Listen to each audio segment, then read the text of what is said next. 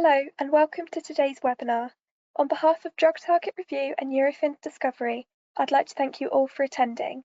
I'm your moderator, Ellen Capon, Editorial Assistant at Drug Target Review. Today's speaker will be Shantanu Roy-Chowdhury, Group Leader, Business Line Leader and Senior Study Director for ADME Toxicology at Eurofins Discovery. Following their presentation, we will move on to a live question and answer session. Please remember you can submit questions at any point during the webinar using the questions panel situated in the menu on the right. So without hesitation, may I pass over to Shantanu.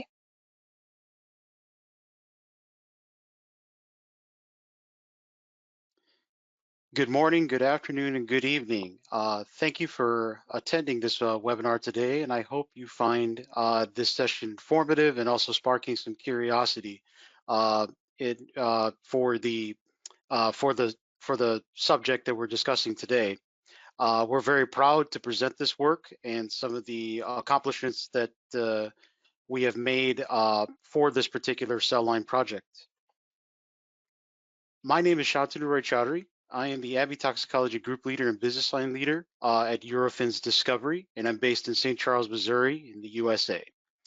Today, our webinar is going to be about development of CRISPR-modified MDCKII cell lines for drug-drug interaction and bioavailability applications.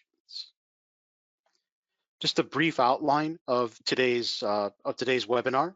We're going to speak a little bit about the DDI and regulatory landscape, in particular for P-gp and BCRP transporters, generation and characterization of CRISPR cell lines in maiden Darby canine kidney or MDCKII cells, validation of the cell line performance, and then at the end, I want to give a bit of a brief overview of Eurofins Discovery AbbVie Toxicology, as well as the other aspects of the service.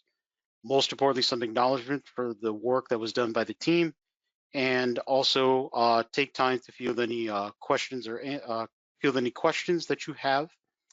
For any questions that are posted in the chat, if we do not get to them in this particular session, we will address all of your questions via email, so don't be afraid to ask any questions, and we will most assuredly correspond with you after the webinar is done. Drug-drug interactions and drug transporters. Drug-drug interactions occur when the administration of one drug affects the pharmacokinetics of a co-administered drug. This can often lead to increased or decreased exposure, which would then potentially result in toxicity or decreased efficacy. Drug-drug interaction is potentially mediated by transporters and or drug metabolizing enzymes. Often it's a combination of the two. When I speak about drug transporters, there are endogenous transporters that are key for transport of molecules, including endogenous and exogenous substances, but also these same transporters can potentially transport toxins or administer drugs. They're expressed in different organs all throughout the body. And when we're speaking about in vitro transporter assessment, either as a substrate or an inhibitor, the main thing we are trying to translate this to is to see if administration of a drug can lead to a clinically relevant drug interaction. There are two aspects of evaluation of in vitro drug interaction profiles of an investigational drug, determining if the drug itself is a victim or is a perpetrator in a drug-drug interaction. An investigational drug is a potential perpetrator if it is an inhibitor or inducer of drug metabolizing enzymes or drug transporters. It's a potential victim in DDI if it is a substrate of drug metabolizing enzymes or transporters. Per the ICH-M12 drug-drug interaction guidance recommends evaluating the potential of investigational drug as a substrate, inducer, or inhibitor of a drug metabolizing enzyme and transporters in vitro to potentially mitigate the need to perform a clinical DDI study later on in the clinical trial phase. I have to mention the ICH-M12 drug-drug interaction guidance, as when the slides were originally created, this is actually a new guidance that has come live at the end of last month, July. So the aspects of today's webinar will cover the ICH-M12 DDI guidance. The two transporters that we'll be primarily focusing on today, and these might seem to be a little bit old hat, but they're still very relevant in drug-drug interaction assessments, are P-gp and BCRP. So P-gp stands for P-glycoprotein. It is an ATP binding cassette transporter. It's expressed in a variety of different tissues in the body, particularly the intestinal epithelium, liver cells, proximal tubule of the kidney, at the blood-brain barrier, and also at the blood-testes barrier. Has a lot of different names. In particular, I will call out ABCB1, as this is the UniProt SwissProt identifier of the protein, and actually will come into play when I discuss a little bit about proteomics later on in the webinar. The next particular transporter we'll be discussing is BCRP, or breast cancer resistance protein. It is also a member of the ATP binding cassette transporter class. It has a significant role in multi-drug resistance to chemotherapeutic agents. And again, similar to PGP, has a protective role in blocking absorption at the apical membrane of the intestine, the blood-brain barrier, and the blood-testes barrier. And this particular protein has a UniProt identifier of ABCG2. It's also known as other types of has other identifiers of proteins such as cluster differentiation as well. Transporter expression is in key organs for drug-drug interactions. A lot of these organs are target organs, in particular for toxicology assessments. So the role of P-gp and BCRP is meant to efflux or potentially reduce the toxicity and the exposure in a variety of tissues, such as the intestine, or a variety of organs rather, such as the intestine, the liver, the kidney, or the blood-brain barrier. And pretty much these other transporters that are also shown in the figures are also transporters of interest in ICH-M12 guidance. So while the focus today is on P-gp and BCRP, as part of an overall DDI assessment, it is important to investigate the substrate inhibition of all these different types of transporters. As I mentioned, the ICH-M12 guidance is a new thing that has finally been published and also superseding other guidance. But if we were to take a step back and look at the role of transporters in the evolution of regulatory guidance, P-gp and BCRP have been investigated for quite a long time. Matter of fact, prior to the ITC, or International Transporter Consortium, these were the only transporters that were really required for an FDA or EMA submission, and that was then reflected in the guidance of it reflected in the guidance as listed in 2013. And in addition to that, the PMDA, or the Japanese regulatory agency, had published their own guidance in 2018. At the same time, the FDA and EMA DDI guidance was updated, and in the International Transporter Consortium summarized the role of transporters. In 2021, the FDA published an in vitro clinical DDI guidance. But now, as a result of August 1st in this year, the ICH-M12 guidance has now superseded both the FDA and the EMA guidance. And as with any sort of regulatory agency, pretty much they would like for you to perform any type of substrate or inhibition studies as across each of the regulatory agencies of the EMA, the FDA, and the PMDA. The EMA had this particular reflection in previous guidance. If the renal, biliary, or gut wall secretion accounts for more than 25% of elimination, identify P-gp or BCRP involvement. And this particular statement down here, where clinical DDI studies recommended for low intestinal absorption, that is reflected in the ICH-M12 guidance. So therefore, it is good to potentially also investigate an in vitro model where intestinal absorption may be limited, and find a better way to potentially characterize substrates, P-gp and BCRP, to potentially mitigate the need for a clinical DDI study. Following this flow chart, to determine an investigational drug is a substrate or inhibitor drug transporters for inhibition, there really is no no debate here. Is that an agency will require you to conduct an inhibition assessment in all the major transporters listed here, such as P-gp, BCRP, the OPs, OATs, OX, and the MATES. But for a substrate assessment, all investigational drugs typically follow this sort of flow chart. If something is considered highly permeable and highly soluble, this is something that one can determine from an investigational drug following the ICH-M9 guidance for dissolution and bioavailability. If something happens to fall into this category, it is then required to determine if a drug is a P-gp or BCRP substrate. If the hepatic or biliary secretion is greater than 25% of the total clearance, it is then required to assess if the compound is an OATP1B1 and OATP1B3 substrate. And if the investigational drug has active renal secretion, it is then required to determine if the compound is a OAT1, OAT3, OCT2, MATE1, and MATE2K substrate. So as always, P-gp and BCRP still are very primary transporters that are investigated for potential drug-drug interactions.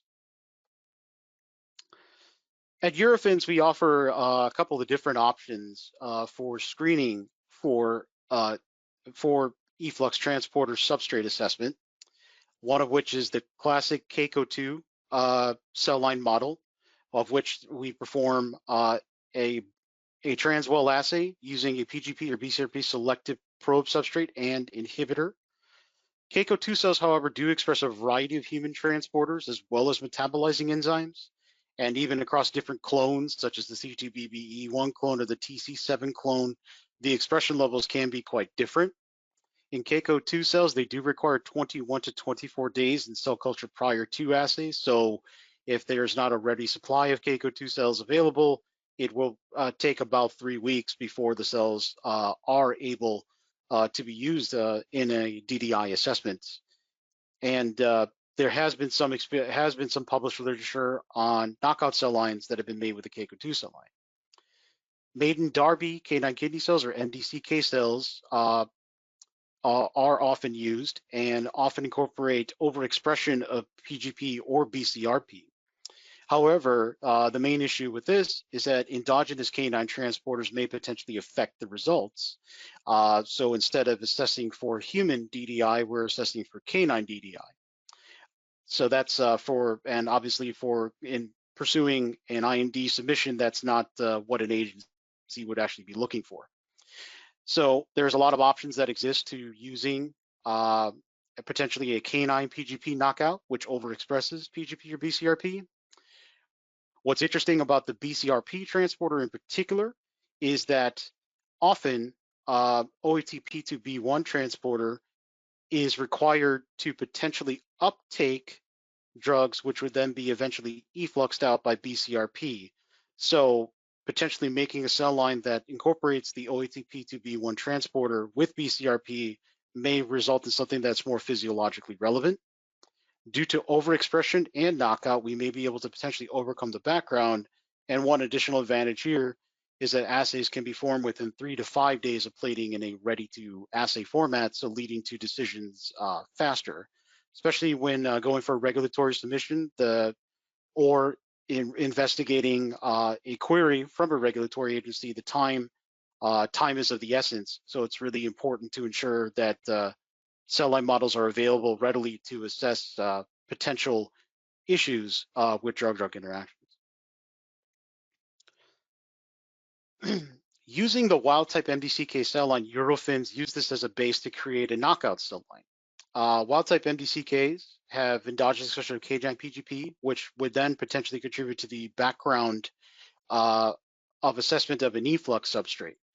I call this out as a blast search comparing canine MDR1 or CMDR1 to human MDR1, which is P-gp, is that the sequence similarity between both canine and human P-gp is approximately 91%, So it stands to reason that considering that they have similar glycoprotein domains, it stands to reason that potentially substrates of one transporter would potentially be substrates of another transporter. So in thinking of this, when we constructed the cell line, we constructed a knockout of canine MDR1 in the MDCKII background, and we generated two cell lines for interrogation of P-gp and BCRP drug-drug interaction. One is generating human MDR1 in the matrix of a canine MDR1 knockout, and generate, as I mentioned in the previous slide, a human BCRP, human OATP2B1 knock-in cell line with a canine MDR1 knockout cell line to create something that is more relevant in humans for uptake by OATP2B1 for eventual efflux or potential efflux rather, by human BCRP. Again, as I mentioned, why co-transfection? It creates a physiologically more relevant cell line, in particular for intestinal, hepatocyte, and blood-brain barrier uptake. And as always, while there is aspects in the guidance that says that these are the transporters to interrogate, a regulatory agency would want the full picture, so to fully understand the true uptake and the subsequent efflux of a potential BCRP substrate. In terms of working with an excellent group at our Fremont site for Eurofins Discover X, using CRISPR technology, they created the canine MDR1 knockout cell line. And this is just some examples of some of the of how they actually did this particular work.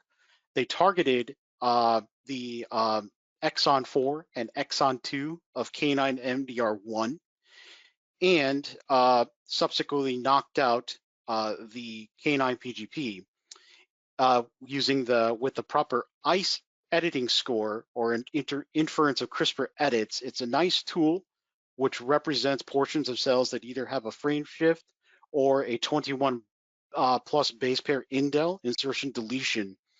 So anything with a high score results in a successful knockout of a particular gene of interest. And the RNAs were designed using Cas Designer on the Canis familiaris 3 genome, and that's just some information on the genomic sequence that was used, and just some examples with an ICE editing of 91 or 92, 91%, that we were able to knock out potential expression at most importantly exon 4 in the wild type MDCK cell line.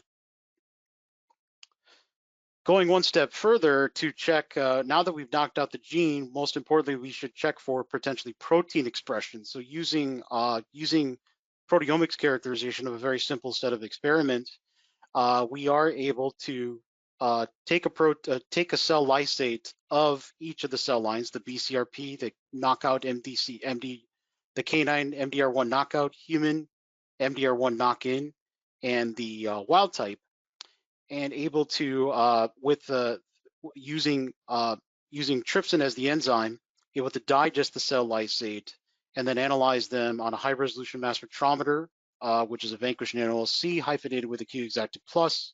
A little bit more details about the method in the middle of the panel here. But then the data was queried using Proteome Discover, using well-known sequest HT algorithm, to basically assign what are called peptide sequence matches, or PSMs. So the peptide sequences that are matched against the database are the higher the score, the better. Anything that's greater than 30 is considered a positive identification score, and also is potentially a indication of abundance. But the thing I also wanted to point out is that in the cell lines where we expect to have knocked in, for example, human P-gp, we have knocked it into the cell line, but it's not present in any of the other cell lines. BCRP, along with OATP2B1, has been knocked into the BCRP cell line. These proteins are also not expressed in the wild type, and most importantly, none of these are also expressed in the knockout cell line either. So the background of these particular cell lines is quite clean, showing that we have successfully knocked out and subsequently knocked in the right proteins that will be further investigated with reference pharmacology. And just some additional work here is obviously with the introduction using CRISPR, we want to make sure that we haven't subsequently modified the entire proteome of the cells. And based on abundance ratios in the two panels here, comparing the knockout to both the PCRP and the BCRP knock-in and the P-gp knock-in, we can see that we haven't dramatically shifted everything up to the right or up to the upper right quadrant or the lower left quadrant, and that most of the proteins, each of those subsequent triangles is an identified protein. Majority of the proteins actually fall within that log2 cluster, and the panel on the right is just an indication of the overall abundance that we loaded the right amount of protein prior to interrogating the cell lines by using proteomics. Now that we've confirmed that we have knocked something out and that we've knocked something in and that the protein is being expressed, we then decided to perform functional characterization of the knockout knock-in cell lines. So following the scheme here, we plate the cells on transwell plates, perform the permeability assay, and collect samples on the apical and basolateral side to assess the recovery and the permeability. All of this was done using mass spectrometry, either on a triple quadrupole or on a high resolution instrument. Each cell line was characterized with known reference pharmacology with and without inhibitor to confirm the functional activity, as well as the main criteria that we use in this case to ensure functional characterization is that the efflux ratio, which is the permeability in the basolateral to apical direction divided by the permeability in the apical to basolateral direction, should be greater than 2. And if the inhibitor results in a greater than 50% decrease of the efflux ratio, the compound is then characterized as the P-gp or BCRP substrate. In order to assess the right concentration of inhibitor to use in these assays, we wanted to perform an inhibition experiment in these cell lines to confirm the IC50 of known inhibitors to the subsequent transporter. Caco-143 is a known inhibitor of BCRP, and verapamil is a known inhibitor of MDR1 or P-gp. So we can see using the same Caco, or my apologies, the same MDCK transwell assay and assessing inhibition by efflux ratios, we're able to see that these cell lines are quite sensitive, sub-micromolar levels to the transporters, to the transporters, and lead to high inhibition activity at low concentrations. So using these concentrations, we selected concentrations well above the IC50 to ensure that we would then be knocking down potential efflux of known P-gp or BCRP substrates in our functional characterization. The first set of cell lines we interrogated were the using P-gp substrates, and using just 3 examples of P-gp substrates that we have: digoxin, quinidine, and colchicine. We're able to see with and without inhibitors that, for example, in the wild-type MDCKs, digoxin is a very well characterized P-gp substrate. We are able to see an efflux ratio greater than 2 and a subsequent knockdown with the use of verapamil. However, with something like quinidine or colchicine, these cell lines aren't they don't seem to have a lot of permeability in the wild-type MDCKs. With the MDR1 MDCKs, which is a traditional cell line, not knocking out endogenous canine MDR1, we are able to see slightly better efflux ratios with digoxin and slightly better efflux ratios with quinidine, but colchicine still is not as good, and we're still not hitting it at 50%. But then looking at the knockout cell line, we have definitely most assuredly knocked down the permeability of digoxin, quinidine. Colchicine is about the same. But most importantly, we're not seeing that efflux activity because we have effectively knocked out the expression of the canine transporters. And also the same goes for the BCRP cell line, as we've knocked down the endogenous MDR1, but also have knocked in BCRP, and that hasn't introduced an effect either.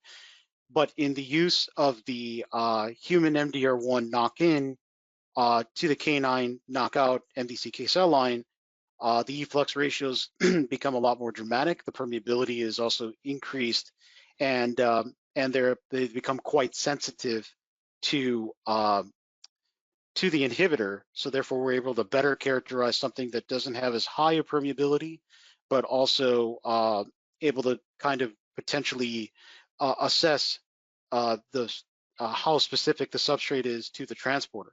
And this is for P-gp. We perform the same for BCRP using known BCRP substrates such as chlorothiazide, sildenafil, and estrone 3 sulfate. And again, with the wild-type MDCKs, the BCRP expression is pretty low, but it is there. It still doesn't really look like it effluxes. It most assuredly does an efflux in the MDR1, the canine MDR1 knockout, the P-gp knock-in, canine MDR1 knockout, but you can definitely see the sensitivity in the BCRP OATP2B1 knock-in cell line that shows that these are efflux substrates of this transporter, and in the presence of an inhibitor, the efflux ratio has decreased fairly significantly. So with this data, with the P-gp and the BCRP substrate data, we have shown that the cell line has performed, and that we are confident in the ability of the cell line to interrogate known reference pharmacology. The last point of this particular webinar I wanted to address was the potential use of the knockout cell lines for bioavailability. So MDCK2 cells are commonly used in drug screening to assess for passive permeability, which thus potentially translates to oral bioavailability, due to the fact that it takes less time to culture. The data is available sooner. So in terms of a screening cascade, it is possible to get at least some idea of the passive permeability in early drug screening to potentially rule out candidates they may not have as such good oral bioavailability. However, Caco-2 cells is used in an intestinal model for obtaining a bio-waiver of equivalence following the ICH M9 guideline, where following the panel on the right, classification as correlating the permeability coefficient to fraction absorbed is plotted, and one can then categorize the permeability. So anything with the with a permeability value of say 100, that could correlate potentially to following the function, that could correlate to a high permeability value or fractions or greater than 85%. Moderate falls into the 50 to 84% category. Low falls into the less than 50% category. These markers, such as lucifer yellow, inulin, or F50-dextran, are actually markers that we use in all our permeability cell lines to assess the integrity of the membrane, as well as transepithelial resistance, or TEER. And then also the guidance calls out some efflux substrates such as digoxin, paclitaxel, quinidine, and vinblastine. So as a way to potentially assess the ability of the MDCK cell line, knockout cell lines rather, to assess for bioavailability, we perform the same assay again as highlighted before, but actually this time use the model drugs to see if these things would potentially validate for for bioavailability classification.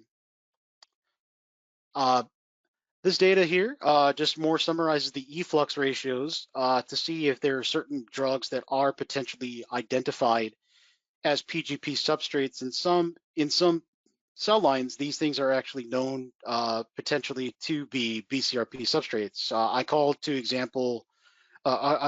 as an example rather, caffeine, which is a weak BCRP substrate. You can see that in the BCRP cell line, it just is above the efflux ratio criteria. Furosemide actually happens to be a very low, it happens to be a BCRP substrate, but it does fall into the low fraction absorbed category, which usually leads to low apical permeability. And then some of the other efflux substrates were also executed here, and you can see that quinidine is a known P-gp substrate, so it actually has quite a high efflux ratio in the P-gp cell line. Vinblastine itself is a general efflux substrate, so it's generally quite high. So in the wild type MDCKs, you definitely have an efflux ratio pretty high, around 14. The low efflux ratio has decreased that quite a bit. The low efflux cell line has decreased that quite a bit to 3.7, and the P-gp cell line has a efflux ratio of 80. So it is just something to consider in the use of these particular in using these cell lines to evaluate efflux ratios. And again, known substrates are slightly more sensitive in the knockout-knock-in cell lines, and weaker efflux is better characterized, or the take-home messages here. And kind of plotting out the fraction absorbed versus PAP for each cell line, there are clusters of data across all the cell lines, including Caco and the MDCKs, for drugs that are known to have various fractions absorbed. They tend to fall, even though it doesn't look like it, they tend to fall in a line. However, the outliers that are called out here are actually efflux substrates. So again, with cell lines that are specific to particular efflux substrates, it's not unusual to see these things not necessarily fall within a particular cluster of data. And again, these cell lines perform similarly for bioavailability compared to Caco-2. So again, with the noted exceptions being efflux substrates. In conclusion, and also some potential future directions here, with harmonized ICH M12 guidance, more requirements have been implemented, and the choice of cell line model is important for the assessment of drug-drug interactions. Eurofins generated cell lines using CRISPR technology to knock out canine MDR1, creating a base cell line for use in efflux transporter substrates. This particular cell line can be used as a template for future development of other transporter cell lines. The cell lines are useful for efflux transporter inhibition and substrate assessment, as well as bioavailability in accordance with various ICH guidances, M12 for DDIs and M9 for bioavailability. Currently, however, I must caution, the model accepted for biowaivers following ICH M9 is Caco-2, but the cell lines perform well for early AMB screening of bioavailability. With the new knockout cell line, the baseline efflux ratios are less for substrates of P-gp and BCRP compared to current cell line models that we employ, such as wild type MDCK2 and MDR1 MDCK2, allowing for more sensitive determination of efflux substrates. Some future directions, because we have now made an OATP2B1 cell line, we can work with inhibitors to potentially understand the interaction with BCRP, or if things are in fact substrates of OATP2B1. With proteomics capabilities that we are developing or have started to work on, we're able to better understand the abundance of canine transporters in MDCK cells, as well as other enzymes or transporters in Caco-2 cells. And then again, using the MDR1 knockout cell line as a template, we could potentially use this as future cell line development for non-human transporters in relevant preclinical pharmacokinetic species, such as rat, mouse, or cynomolgus monkey.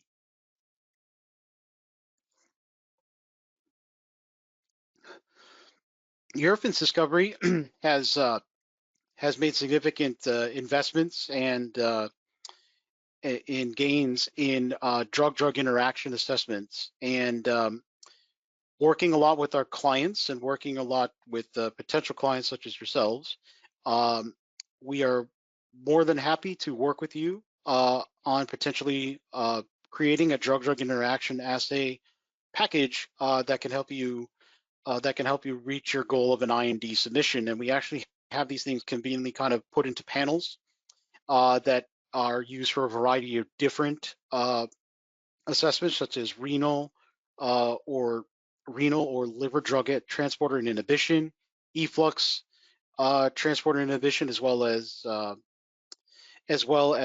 just panels of assays that could be potentially used for bioavailability assessments. Eurofins Discovery offers a comprehensive ADME and toxicology portfolio. We have a variety of assays that are often put into the early ADME phases, so mentioning things around MDCKII and Caco-2 permeability for early bioavailability screening in tandem with the necessary solubility requirements, as well as protein binding, metabolic stability, intrinsic clearance, and lipophilicity. But as always, we would always recommend that you perform toxicology as early as possible to predict the likelihood for compound-mediated toxicities. And we have world-class facilities around the globe to assess for things such as hepatotoxicity, cardiotoxicity, genotoxicity, as well as safety pharmacology testing. In addition, we are more than willing to work with you to help you design a program that can help you advance candidates from hit to lead all the way to candidate selection with mid-stage assays around metabolite identification, other transporter screening, cytochrome P450 inhibition, and as well as IND-enabling ADME, such as transporter and drug metabolizing enzyme drug-drug interactions, as well as late-stage in vitro toxicology. So again, better druggability leads to PK improvement, leads to full pharmacokinetic assessment. Identifying hazards early on potentially helps you eliminate the hazard and allows for further mechanistic understanding, of which we have assays in the portfolio that can help you reach your project goal. In looking at this slide and putting the slide together, the one thing that stands out is that Eurofins Discovery of centers of excellence are all around the globe, and there are capabilities that exist in just about every region of the world. But also we have I've called out the main ADME services. There is an ADME service in the UK, but in Murcia, Spain, as well as in St. Charles, which is where I sit, and that is the ADME Center of Excellence.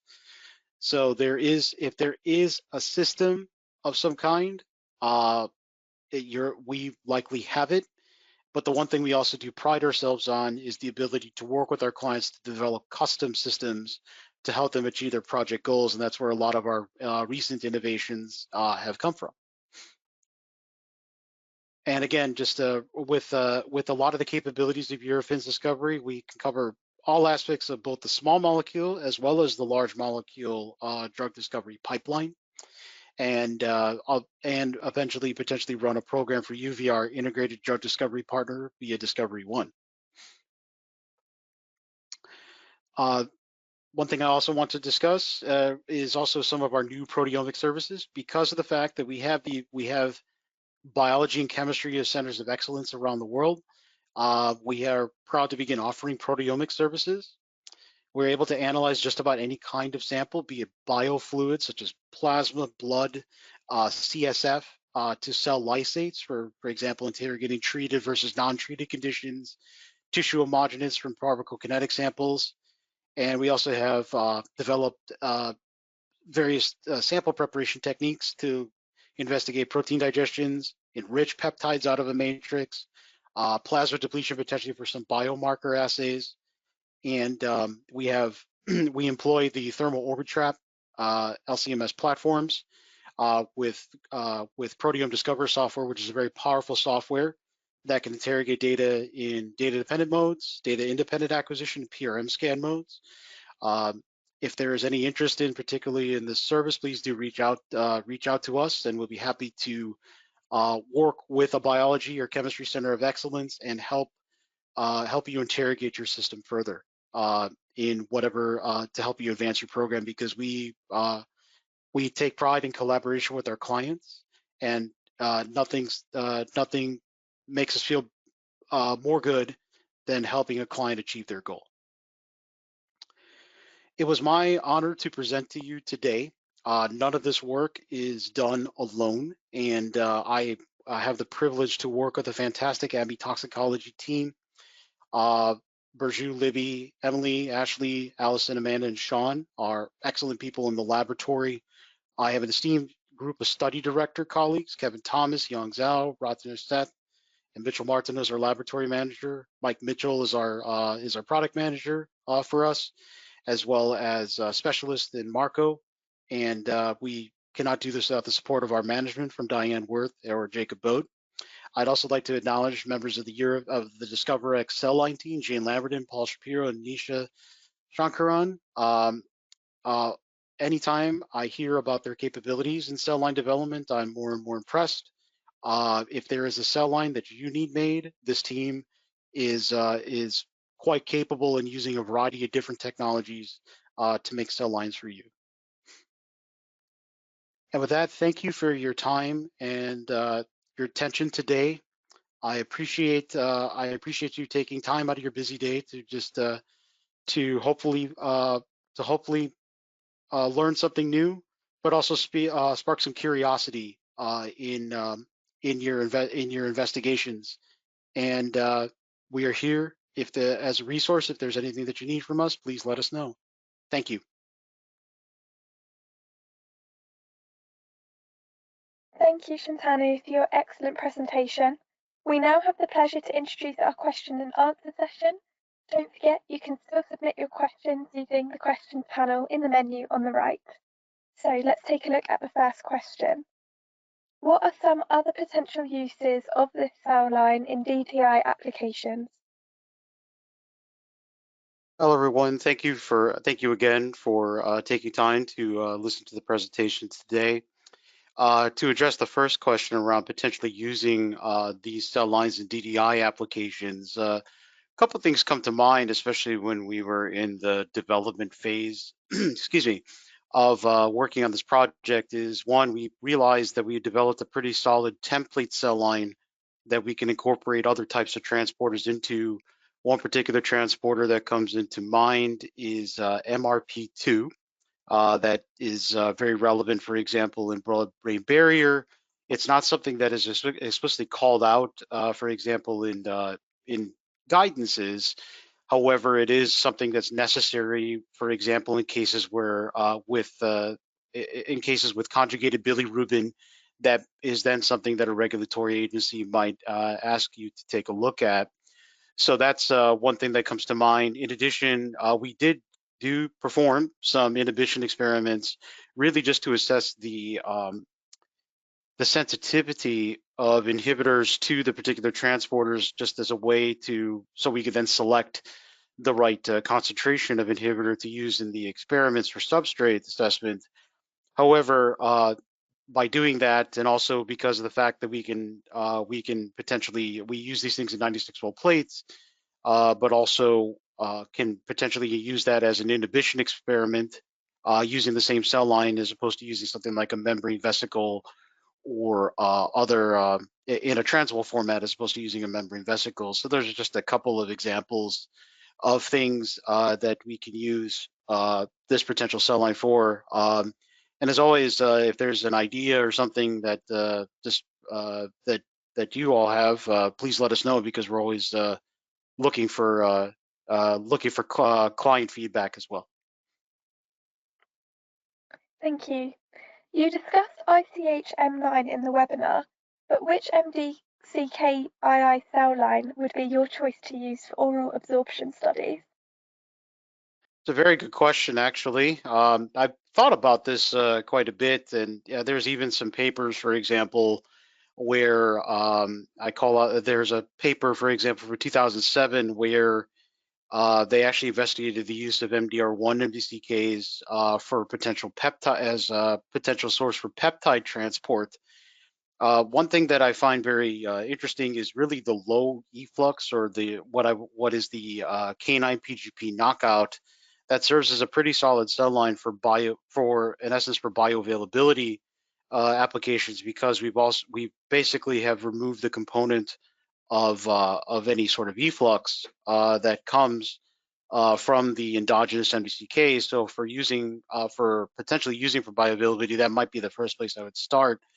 But the one aspect of these cell lines, and the fact that we have them in a ready-to-assay format, is that we run these things in 96-well plates, and we have the ability to screen multiple things in one particular round of experiments. So then one could potentially get the some knowledge of bioavailability, but as well as some knowledge of efflux using the MDR1 knock-in and the BCRP OATP2B1 knock-in cell line. So those might be just some potential things that I would say. So I'd say as a place to start would be the low efflux or the canine MBR1 knockout MBCK cell line. Do you offer CRISPR cell line development services for other targets? Yeah, that's something that we get asked a bit, and we can through Jane's team and our Eurofins Discovery team, as I mentioned, they are quite capable of developing a lot of a lot of different cell lines, and even also going so far as to develop assays. So we are the focus of this particular set of cell lines was really around development for drug-drug interaction applications in order to develop a comprehensive offering in that space. But if there's a cell line that can be interrogated, I'm sure that our DiscoverX partners can develop a cell line for you. The quantitation for the proteomics work was label-free.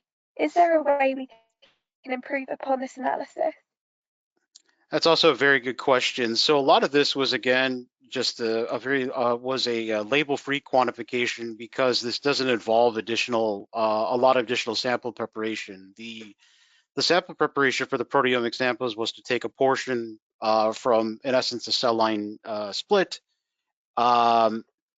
Was in essence a cell line split, and then taking a portion of those, lysing the cells accordingly, and then digesting them with trypsin, with, for example, using like target tandem mass tags or even isobaric tags for relative or absolute quantification I-track, or even something now that we have cell lines that are proliferating, we could potentially use something called SILAC, or stable isotopes, stable isotopically labeled amino acids in cell culture. One could then perform a differential analysis, and that would actually more normalize the data. We were pretty good with our sample, with our sample loadings, but as a way to further normalize the expression to, in essence, an internal standard that be built in with either of those analyses, that could potentially improve the clusters of data and actually shorten the windows a little bit more. What are some considerations for permeability assays for compounds like PROTACs? Very good question. We get this quite often. So PROTACs by nature, a lot of those drugs are not very permeable. So one would require a slight modification to the cell line in order to, or in essence, to the cell assay system, in order to ensure that the PROTACs themselves, for example, don't non-specifically bind to wells, are stable in the working solutions that are added to the assays in the performing of the assays. So some potential options that we have worked with and have considered is the use, for example, of fasted state simulated intestinal fluid, or FASIF, in the apical side. So then that further mimics the intestinal side, the intestinal or the apical side, for a permeability assessment. And then also potentially going longer So most of these particular permeability assays will perform anywhere from 1 hour to 2 hours. There is a possibility to potentially go longer, say out to 24 hours, but that has some cell culture considerations, such as the addition of bicarbonates, as well as ensuring that, well, frankly, to keep the cells happy for that long a period of time, and also administering with things that would keep the cells happy. But that is something that we can do for PROTAC drugs, to potentially yield a calculable permeability coefficient, or PAP, as a potential strategy around drugs like that, or glues, or other lowly permeable compounds, or compounds potentially with some higher log Ds, or something of that nature. Are all of these edited cell lines available for single use or license purchase for labs, or are they for service engagements only? As of right now, they're for service engagements only, but I do caution that I do caution that need to discuss, because we are using a CRISPR license that we ourselves license from Broad Institute. That's more just something that we would have to further look at, but I can definitely find out that information a little bit more definitively upon review with our DiscoverX colleagues. Unfortunately, that is all we have time for today. Please join me in thanking Shantanu for today's webinar. As you leave today, a survey will appear on your screen asking you to rate the webinar. Please take a moment to provide your feedback. If now is not a good time, the survey will be sent to you shortly via email. If you could complete it when you can, we would greatly appreciate it. On behalf of Drug Target Review and Eurofins Discovery, I'd like to thank you all for attending today's webinar. We hope to see you again soon. Goodbye. Thank you.